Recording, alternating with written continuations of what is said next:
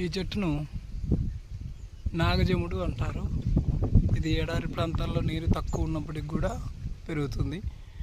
ఇది ఫ్రూట్ లాగా వస్తుంది. ఇది ఆ ఫ్రూట్ అనేది బాగా పెరిగి పెద్దదై మాగినప్పుడు అంటే పండినప్పుడు కోసుకొని తినవచ్చు. డ్రాగన్ ఫ్రూట్ కంటే ఎక్కువ పోషక విలువలు ఉండే చెట్టు ఇది. నాగజముడు అంటారు. చూడండి, దాని చెట్టుకు ఆ కాయ వచ్చే పైన ఫ్లవర్ వస్తుందన్నమాట. ఎడారి ప్రాంతాల్లో కూడా చక్కగా సస్టైనబుల్ అయి పెరుగుతుంది. ఇది పత్రాల లోపల కాండం ఉంటుందన్నమాట. ఆ పత్రాలు కాండాలు క్షీణించి అలా చిన్న చిన్నగా ఏర్పడతాయి.